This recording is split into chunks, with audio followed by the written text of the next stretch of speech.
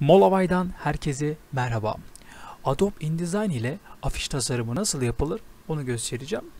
Bugün basit bir afiş tasarımı yapacağız arkadaşlar. Korona temalı olacak tabii ki. Hemen programımızı açıyoruz.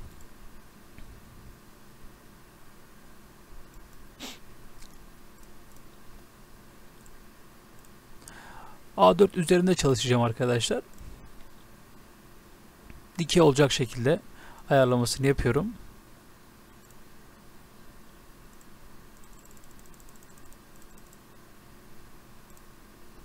Evet. Şimdi şöyle elimdeki fotoğrafları tek tek atacağım arkadaşlar. Şu şekilde.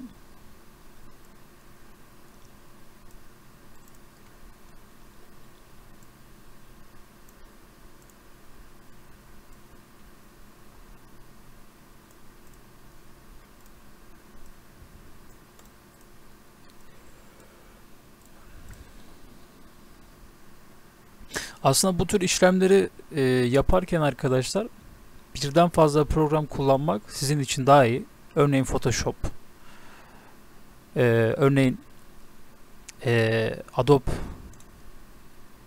Illustrator, adını söyleyemedim. Bu tarz programlarla birlikte çalışırsanız ortaya çok güzel bir tasarım çıkabilir arkadaşlar. Bilginiz olsun. Şimdi hemen ikinci fotoğrafımızı da atalım şuraya.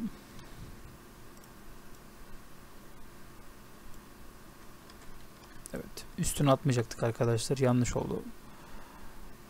Şöyle kenara atacağım.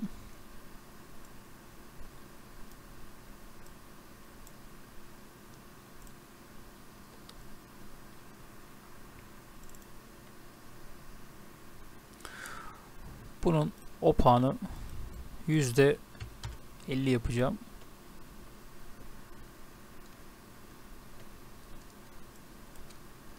Evet. Şimdi şuraya bir yazı ekleyeceğiz arkadaşlar.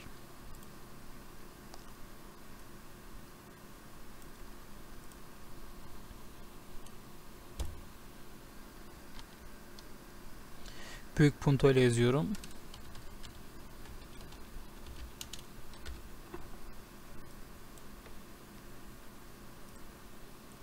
Yazımızı ortalıyoruz. 72 yapıyorum. Buradan da bold diyerek kalın olmasını sağlıyorum arkadaşlar. Tabi böyle biraz kötü durdu. Bunu daha güzel bir hale nasıl getireceksiniz? Onu da size göstereceğim. Şöyle bir kare çiziyoruz. Şöyle tam üstüne gelecek şekilde kaplıyoruz arkadaşlar. Ama aması var. Yazımızın rengi siyah. Onu beyaz yapacağız. Yoksa gözükmez. Buna dikkat edelim. Karemizi şöyle yazının tam üstüne getiriyoruz arkadaşlar. Şöyle. Gördüğünüz gibi.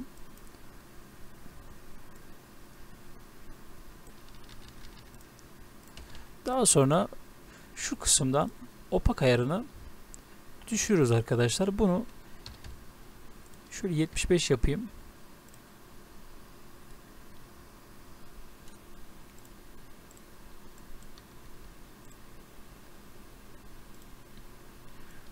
Daha çok düşüreyim arkadaşlar. Şöyle gözükene kadar opağını düşürün arkadaşlar. Evet.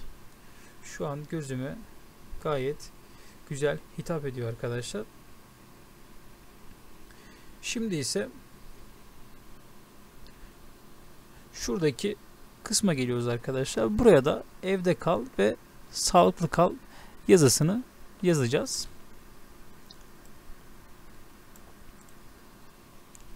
Şöyle evde kal.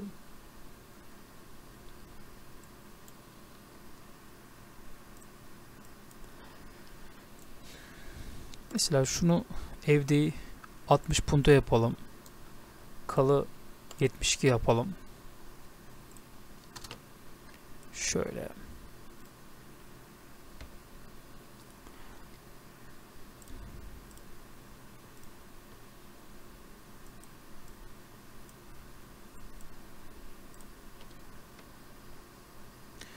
Aynı şekilde şuraya sağlıklı kal yazalım. Bunun rengini şu kısımdan kırmızı yapalım. Bunun da mavi yapalım arkadaşlar. Koyu mavi olsun. Şöyle gördüğünüz gibi.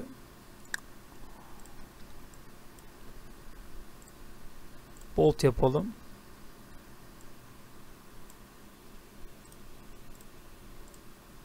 Evet. Gayet de güzel durdu arkadaşlar.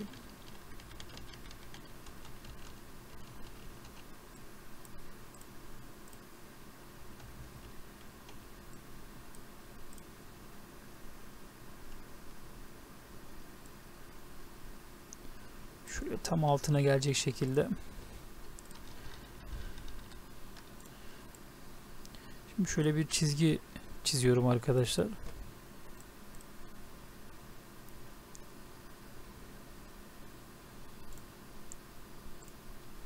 Şöyle bir bakalım renk uyumu nasıl olacak diye. Evet. Gayet güzel de durdu arkadaşlar. Şimdi şunu biraz daha indirelim şöyle isterseniz. Aynı şekilde bununla böyle.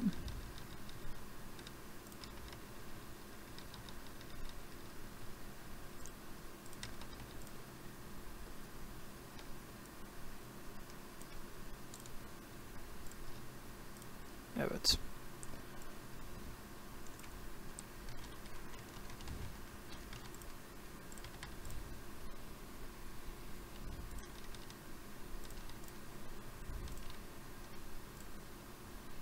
Evet. Şimdi şu aşağı kısma geliyorum arkadaşlar. Kare çiziyorum. Şöyle. Bunun rengini şöyle bir sarı yapalım isterseniz. Nasıl duracağına bakarız.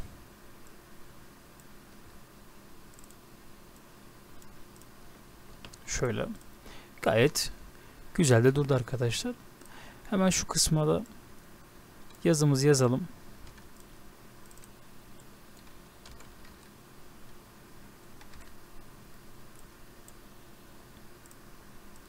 Mesela şu başlığı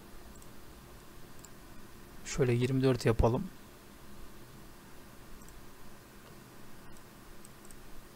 Şu kısımları da şöyle bold olsun.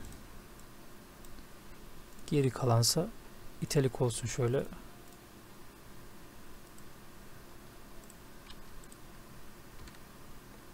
Evet. Biraz şöyle fazla gözüksün.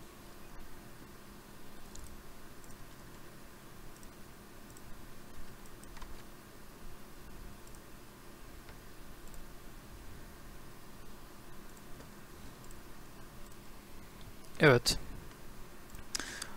Başka ekleyeceğimiz bir şey var mı? Sanırsam yok arkadaşlar. Videomuz bu kadardı. Umarım beğenmişsinizdir.